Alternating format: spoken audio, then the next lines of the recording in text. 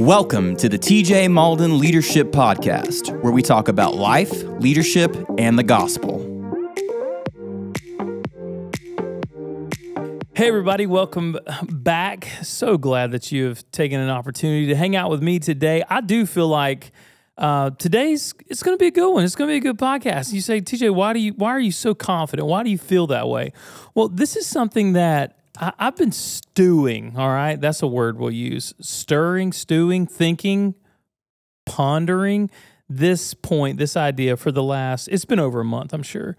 But I've just been sitting with it a little bit because I was asked a question a few weeks ago, and this is really what started it. I was asked a question maybe 2 or 3 weeks ago. Someone called, and they were like, hey, we would love to come sit in on your college ministry because you guys are doing a great job. You know, it's growing exponentially, and we would love to come sit in. Now, this is like probably the fourth or fifth, maybe more than that, but multiple times we've had other churches and organizations reach out to us and say, hey, we'd love to come and sit in on your ministry. Well, last week or 2 weeks ago, my wife found a picture, and Ashley, who's our communications director here at FBC, shared this picture of the Red Door a year after it started. The Red Door is our college ministry. It started with 3 people, and then it grew to about 6 and then 12. And the picture was from when there was like 12 or 15. And y'all, we launched this year with 291 college students in our first service. And so seeing it go from 3 to 291, obviously we're in South Georgia. That's about 40 students away from 10% of ABAC, which is Abraham Baldwin Agricultural College. Their student population is about 3,200 students. So we're just a few students away from being at 10% in our college service. And that's been our goal. And so we got, I saw that picture and someone called and said, hey, we would love to know. And they said this, and this is what kind of got my mind stirring. They said, we would love to know kind of what you guys do to be successful or what you've done to experience this success. And so it got me thinking, I'm like, man, everybody is obsessed with success. Like whatever success looks like, right? Like maybe it's money for some, maybe it's houses. I do a lot of hunting in the archery community. Maybe it's like it's measured by how large an animal is that you take, or how fast the car is if you're into cars, or whatever it is. Everybody seems to have this obsession of success and like, how do I become successful? How do I be this thing? And there are literally thousands and thousands of books written on success. And so I started thinking, I'm like, man, what's the obsession with success? And I recognized as I was thinking that when you're obsessed with success, and I am, and I've recognized that one of the I guess the helpful parts of this exercise is that I am obsessed with being successful. I don't want to fail. I don't like failure. I don't start something to not finish or to fail.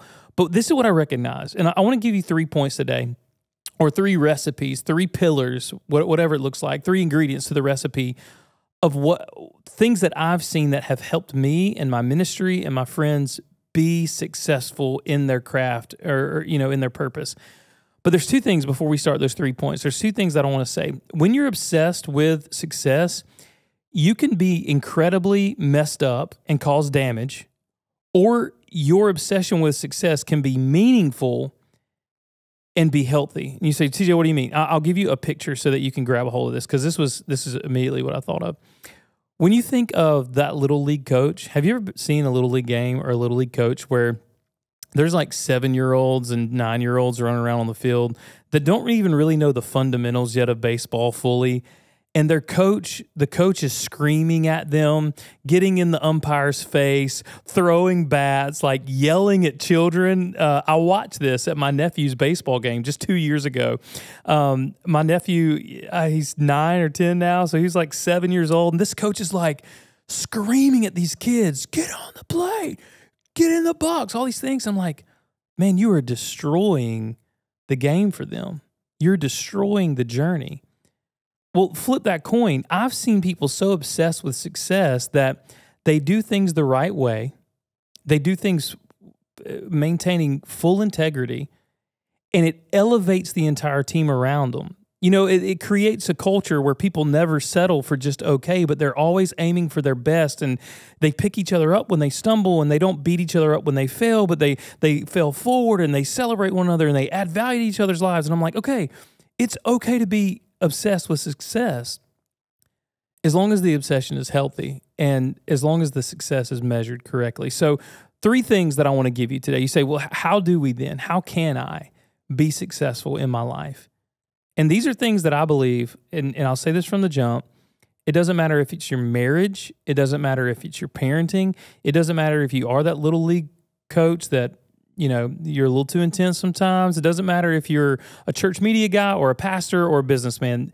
These will be 3 elements that will be applicable to your life that I know for a fact that if you practice these, if you walk in these, you will see success in your life. I have no doubt. The first one is this. Faithfulness. As simple as it sounds, it is faithfulness. I started kind of picking through my brain, like what is one of the things that has led us as a college ministry to success? Well, from the very beginning, I felt this burden, this passion, like, man, we can reach 10% of the student body. So I started showing up every Tuesday night, but it wasn't just me, and I'm going to get to that. This is the very last point that I'm not going to jump to just yet, but every Tuesday night, myself and a couple other, Ashley Everett now here in ministry, she would show up every Tuesday night and we would sing, and there would be like 3 people there. And then a couple Sunday school classes started making dinner on Tuesday nights for our college students. And so the same group of people, every time semester was in or school was in, they just kept showing up on Tuesday nights, even if there was 3 people or 7 people or 10 people or 12 people. And we devoted time, attention, and talent to this thing, and we became obsessed with showing up for a purpose because we saw college students begin to accept Jesus, to know Jesus, to fall in love with Jesus, and even to respond with their lives to Jesus. So we said, okay, there's purpose here, and we became obsessed with showing up. Like, we're going to be there. Like, if it's bad weather, if it's rainy, whatever it is, like, we are going to be there.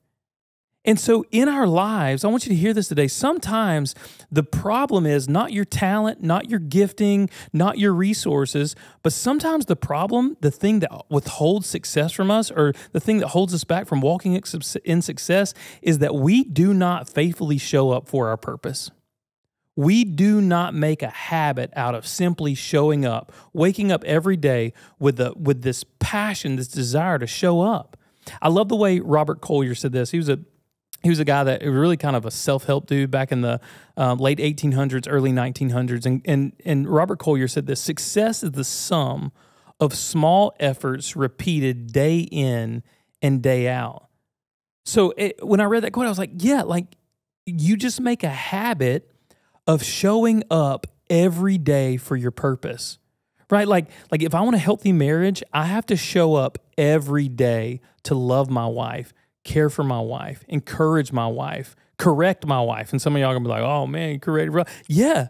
And she should be doing the same for me. Like if you want something healthy and beautiful and thriving, if it's parenting, like, man, I have to make a habit of showing up. Faithfulness is a fundamental ingredient to success. And it is, I'll say this, it is the simplest thing to start and the most difficult thing to stay with or to keep at. Because it's just like marriage, right? Like it's easy in that first year to be romantic. It's easy in that first year of marriage to do the little things well. But man, when you're 7 or you're 10 or you're 15, like what does it look like to continue to do those small things day in and day out that led to your success? What does that look like? Right? Like if you want to be successful in business, like what does it look like to show up and do the small things every single day? Just faithfulness. You say, well, TJ, can you describe or explain, can you give me a definition for faithfulness? And this is, let me be very, very clear. If you look in the Webster's Dictionary, if you Google that while I'm talking to you right now, you will not find this definition. This is my personal working definition of faithfulness and the way that I've seen it play out in my own life. Doing what is in front of you every day to the best of your ability. Faithfulness is showing up and doing what is in front of you to the best of your ability. I kind of started thinking of it that way because I had a kid not long ago talk to me about ministry, and he was like, hey, I really feel called to be a lead pastor one day. I want to be a lead pastor. This is what I'm going to do with my life. And he said, how did you get to be a lead pastor? And I said, well, I don't think you get to be one. I think you're called to be one. But I said, I didn't just start out day one in ministry as a lead pastor. I started out with a passion to tell people about Jesus because I'd fallen in love with Jesus. And so I did whatever was in front of me for years for the sake of leading people to Jesus or telling people about Jesus. So there was a season where more people wanted to hear me play music than talk. So I wrote worship songs and I sang worship songs, right? Like that was what was in front of me. That's the gifts that I had. So, and then there was a season where I was leading Bible studies. So I would show up to Bible studies, whatever is in front of you. Like you don't have to create something new to be successful. You don't have to change everything that you're doing to be successful. Most of us in our lives, if we would just show up faithfully every day to what is right in front of us and do that to the best of our abilities, we would become successful. Teachers, if you would walk into your classroom every day and show up with what you have and the students you have every single day, you would be successful. Like, and whatever your craft is, even in your hobbies, like, showing up every single day and doing what's in front of you to the best of your abilities. I think some of us miss out on success, and I have in my life at times, because I was so busy trying to pry open the door that was at the end of the journey. I missed all the little steps that I would have taken if I would have just been faithful day in and day out. If I would have woken up, if I would have got out of bed every day and made small efforts in a repeated way towards a goal, towards an end. And so showing up is the foundational character the foundational characteristic that will lead to success. I had to evaluate, when I was thinking about this, I evaluated my life. I'm like, man, that is so true, because there are things that even when I started, I wasn't very good at, but showing up every day and doing these small incremental things towards my goal allowed me to be excellent and even professional in some of the things that I wanted to do or dreamed about. So the first one is faithfulness. Ask yourself, am I being faithful in the thing, in my dream, in my purpose, in my calling, whatever it is, in my craft, in my hobby, whatever it is? Am I being faithful? Am I showing up every day and doing what is in front of me to the best of my ability? So that's the first one. The second one for me was faith. And obviously, if you've been listening to the podcast for some bit of time, you know that I'm a Christian. Even at this point of the conversation, you know that I love Jesus, and I'm always going to herald the gospel of Jesus Christ because it radically transformed my life. Meeting Jesus for who he is and what he did on the cross for me radically transformed everything in my life. And so faith for me, I show up every day with faithfulness, but there's the other aspect of the thing that I believe takes to be successful in this life is having faith. And for me, it's in God and in the gift of Christ. And so 1 Corinthians 16, 13 through 14 says this: be watchful, stand firm in the faith, act like a man, be strong. Let all that you do be done in love. So there was this admonition in Scripture, like, be watchful, stand firm in the faith. So the thing that anchors me, the thing that anchors, going even back to our college ministry, the thing that kept us in seasons where we would show up and there would be 6 kids. Because don't get me wrong, if you plan some songs, you write a little sermon, and you're showing up and you want to reach people for Jesus, and there's like 6 people staring at you like, man, we're just here to eat food or whatever it is, it can be discouraging. So the thing that I believe, other than tenure and time and faithfulness, the next step for me when I looked at this, I'm like, no, it was faith. It was like the gospel of Jesus Christ was powerful and strong. And my faith in God is the thing that allowed me and has allowed me in my life in so many areas to endure, right? So if I have faith in God that God has called me to this task, if I have faith in God that he's the centerpiece of my marriage, if I have faith in God and I recognize these things as a purpose or a calling or a grace or a gift from God, then my tenacity and my faithfulness is taken then even to another level. So faithfulness is fueling me on towards this idea or goal of success, but also faith in God. Like faith in who he's called me to be and faith in what he's called me to do. One of my heroes of the faith is a guy named William Wilberforce. And if you don't know who William Wilberforce is, oh my gosh, he led the abolition of the slave trade in Parliament in the late 1800s, the late 1700s, early 1800s. And he said this when he was voted to Parliament when he was very young. It was 1780, and he served in Parliament for 5 years. And in 1785, he had a conversion experience. He met Jesus. And when he had this crazy conversion experience, now had always been about philanthropy, and he was from a wealthy family, so he gave a lot. He loved to take care of the needy. But something shifted when he encountered faith and faith in God. And so 1785 happens, he meets Jesus. 1789 comes along, and he makes this declaration. William Wilberforce says this: God has set before me two great things, the abolition of the slave trade and the reformation of morals. Or the way he said it was the reformation of manners, and it's been transliterated now to where it's summed up usually as the reformation of morals. He saw society decaying around him, and he saw the mistreatment of others, and it broke his heart. And it was his faith in God. He said that God gave him this revelation that all men were created equal, that there was really an equality from God delivered to man.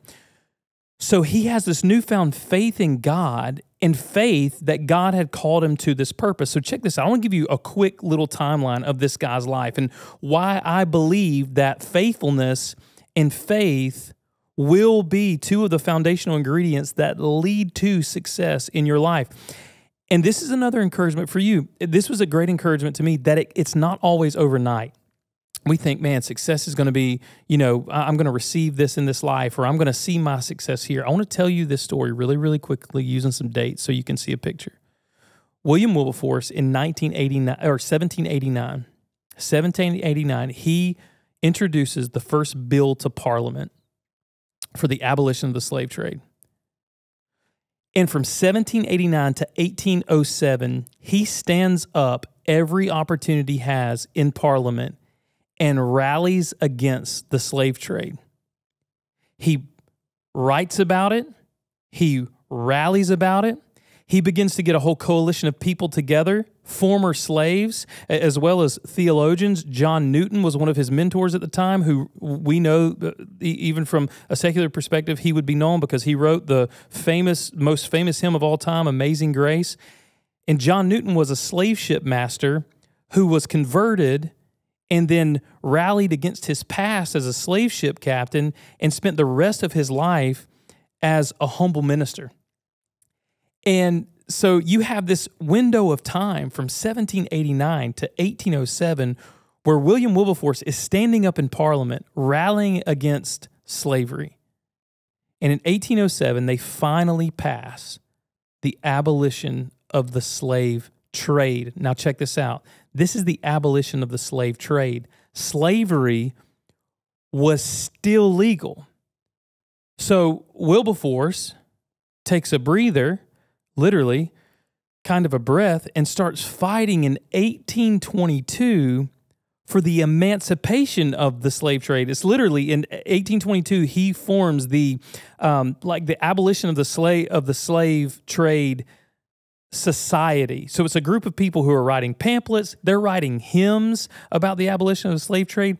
They are taking people into slave barracks and showing them slave ships. One of his famous quotes, and I love this quote from Wilberforce, when he allows people to observe the brokenness, the sinfulness, and the horrible scourge that slavery was, he allows them to look at the ship and to smell the ship. And he says, "You may leave here today and turn your head, but you cannot, and not look, but you cannot leave here today and now say that you do not know." And that's just summarizing the quote, the statement. It's bigger than that. But that's where he was. And so 1822, he forms the Anti-Slavery Society. 1823, he begins then introducing new bills into Parliament for the emancipation of slaves throughout the colonies, throughout the English colonies. Check this out. We're talking years now. And the date I'm about to give you is a total of 44 years that he stands up in Parliament every time they're in session and rallies against the slave trade and rallies for the emancipation of the slave. 1833, he's laying on his deathbed. Oh, man. Oh, this chokes me up, man. 1833, July 29th, or 1833, he's laying on his deathbed. And someone brings him word that his bill for the emancipation of the slaves throughout the colonies is going forward to the floor. He has great relief that the bill is being presented. Check this out. He dies July 29th, 1833. And it was like 3 months later, it was passed that all slaves within the colonies would be emancipated. And so you look at 44 years of this guy's life, you say, what was the thing that allowed this to happen? And it wasn't just one man, right? And we're going to get there in a second. But like the beginning of his time, once he was converted in 1785, he said, 2 great things God has put before me. He narrowed his life down to 2 things. He said the emancipation or the abolition of the slave trade and the reformation of morals. And he spent his life writing about virtue and morals. There's a great book. I'll tag it in the show notes. But, it's a great book on Christianity by William Wilberforce. But, man, you think about this 44 years, and here's the thing. His faithfulness, showing up day in and day out, doing the small things, led to success, and his faith in God is what anchored his success. But this is what overwhelmed me when I was thinking about his life, especially thinking about in context for this podcast. The fruit of his labor, the fruit of his faithfulness, and the fruit of his faith, he did not get to see with his own eyes. It was 3 months after the dude was dead. 44 years he had shown up, heralded for the freedom and the equality of man and against slavery, and he did not even get to see it with his eyes. Man, y'all, this shook me. Will I show up for the things in my life in such a way that I'm going to be faithful to them and do the small things, these small efforts day in and day out? Am I going to be faithful to them? And I'm going to have faith in God that God is going to accomplish. God is going to open the doors that need to be opened. He's going to shut doors that need to be shut. Is my faith going to be an anchor, my faith in God and my faith in the thing that he's called me to? Having faith that he will accomplish the task. Faithfulness, faith, and the last thing, when I was considering, I was like, man, those are 2 of the things that for sure our success here is a ministry. And we don't gauge success by just how many people walk in the door, how many people are in attendance. Those things matter very little to us. We measure success first by how many people encounter and know Jesus. How many people get linked with the life of our church. How many people begin to be transformed and proclaim Christ and walk through confessing that before people through baptism. Those are the things that are most important to us. And so we've seen great success in people are encountering and knowing and falling in love with Jesus. And that's the measure of real success to us. But it took faithfulness. It took faith in God and the thing he called us to. And then this was the last one. And this is the one that is forgotten about, I think, the most. And the last one is family. When I look back over, and I wrote about this to our church, but when I look back over the history, the last 7-8 years of our Red Door College ministry, going from 3 students to 291 or 292 students or whatever it is, I recognize that there was definitely faithfulness, and there was so much faith coming to God with a little and believing him to transform it into a lot. But there has been family. And when I say family, what I mean is community and people willing to rally around the cause, willing to be faithful alongside of us in ministry, willing to help shoulder the burden. And for you in your life, this is so true. Like if you're obsessed with success, you think, what's going to get me there? Like if you are solo flying in your endeavors, you can only fly so far. I mean, there's a reason that you ever seen Mighty Ducks? I don't know, any of my 80s kids, if you're listening right now, if you're young, just Google Mighty Ducks and get into that for a minute. But there's a reason they used to yell, "Ducks fly together. When the weather is bad and the storms are low, ducks fly together." There's a reason geese fly together, right? There's a reason people band together. And I think sometimes we buy into moments of failure or mistake in our life. And what happens when we fail, and this is the importance of family. You say, TJ, why? Because, man, there were some tough times when there were 6 students or 8 students or 15 students showing up to this Bible study. And there were moments that though God was doing something behind the scenes, very successful, on the outside, it looked like a failure. It looked like a mistake. Even so much so that there were older men in our church that came to me and said, TJ, don't you think it'd be better to invest your time and talent in some other place? This doesn't seem like it's going the way you planned. So from the outside, you can experience things that even though God might be doing things behind the scenes that are successful, on the surface, it may feel like failure or it may feel like a mistake. And if we're not careful, if we don't have family around us, if we don't have community around us, that failure and mistake will birth in our hearts isolation and try to alienate us from the family. And listen, isolation, and when we alienate ourselves, that's where passion and dreams and purpose go to die. It's where they go to die. Check this out. Have you ever seen this moment where I watched it last year happen? You've seen it happen, so I won't call any specific games, but where the kicker on a football team misses the winning field goal, and immediately what happens? They drop their head and they move away from their teammates. Have you ever noticed that happen? Like somebody strikes out and they'll go to the dugout and they'll go all the way to the end of the bench away from their team. Because failure or mistakes want to produce in us this isolation and alienate us. But you know what a good family does? Have you ever seen this before? Where the kicker misses the field goal, he shanks it, or the guy strikes at a home plate. Immediately what happens? A good team rallies around their kicker. They start slapping him on the helmet. Dude, you're going to get it next time. Do you know why? Because they know next game or next play, he's going to need to kick again and have full confidence. So if you're selfish, hear me say this. If you're a leader, this is the life leadership part, I guess, and the gospel together. If you're a leader and somebody fails and you want them to be isolated to feel the weight of your mistakes, you are a terrible leader. A good leader pats someone on the back. A good leader picks them up. Sure, hey, listen, this was terrible. We're going to look at footage. We cannot do this again. But you know what? We got service next week. You got a game next week, right? Like your kids are coming home from school tomorrow, right? Like my wife's going to be here next month. Like even in the mistakes or the failures, even in the moments where we want to withdraw and be isolated, we've got to allow community and family to come around us and encourage us, pick us up, remind us of who we are, and help us to stay established in our calling. I love this because I'm pivoting back real quick to William Wilberforce because he had such a dramatic conversion with God, and when he met Jesus, encountered the gospel, that he wanted to leave Parliament. He looked around, he said, man, this is just politics. Bunch of rich people up here trying to tell everybody else how to live and making decisions for the poor. I'm out. I'm going to leave. And John Newton, the guy that I've already told you about that wrote Amazing Grace, he looked at Wilberforce and he said, please do not leave Parliament. He said, serve God where you are.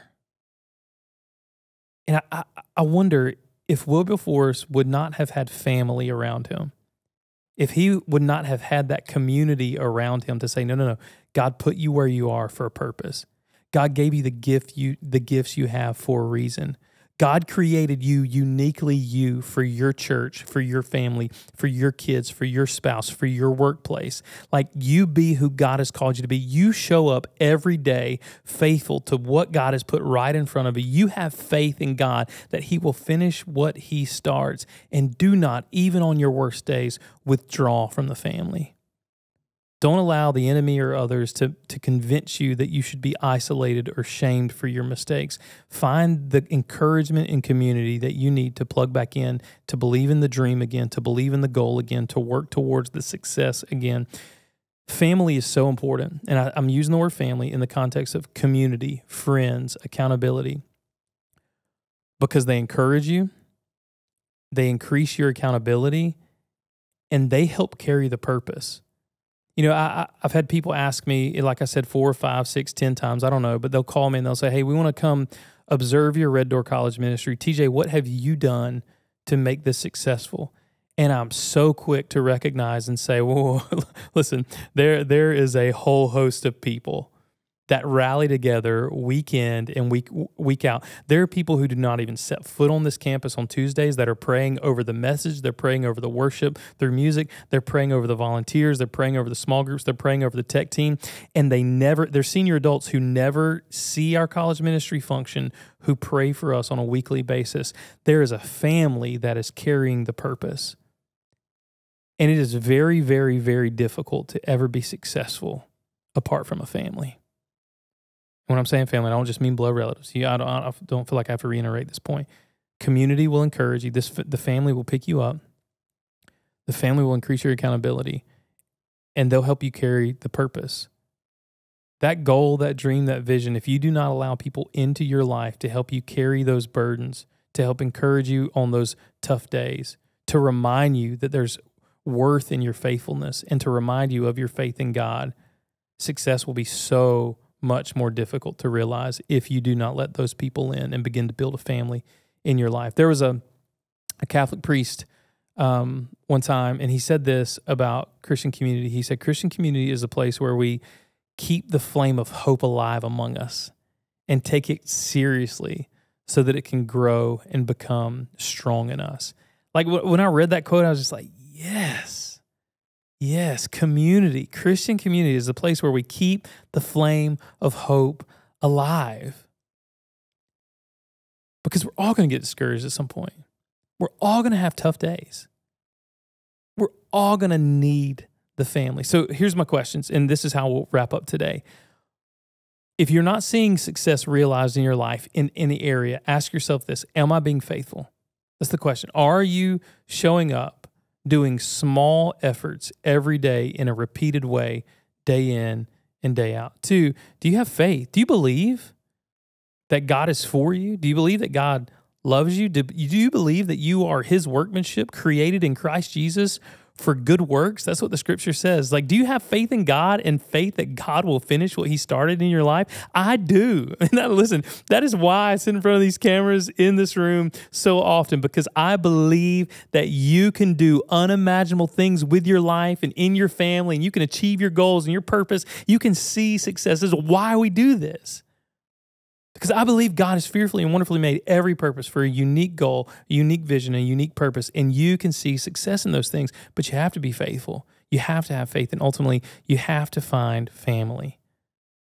Build family, create family, open up your heart to people. Don't allow isolation and don't allow yourself to be isolated and alienated. Find a family, drop some anchors. Drop some anchors with some family. Be held accountable. Be encouraged, be lifted up. And I believe that will make your obsession with success worthwhile. Listen, like always, I'm crazy glad that you would offer me the gift of your time and hang out. If you find this helpful in any way, like, subscribe, share, tell your friend about it. Our team works really hard to bring you this content in a creative way. And again, from the bottom of my heart, I'm so glad that you hang out with me, and I am so thankful. So listen, it's okay to be obsessed with success. Do it the right way. Make it meaningful. Be faithful. Have faith. Build a family. We love you guys. Thank you so much for listening to this episode of the TJ Mauldin Leadership Podcast, where we talk about life, leadership, and the gospel. If you enjoyed this episode, share with a friend. For more content, follow us on Instagram and YouTube. If you have any questions you would like to ask TJ, whether it is about life, leadership, or the gospel, you can email those to tjmauldinleadershippodcast@gmail.com.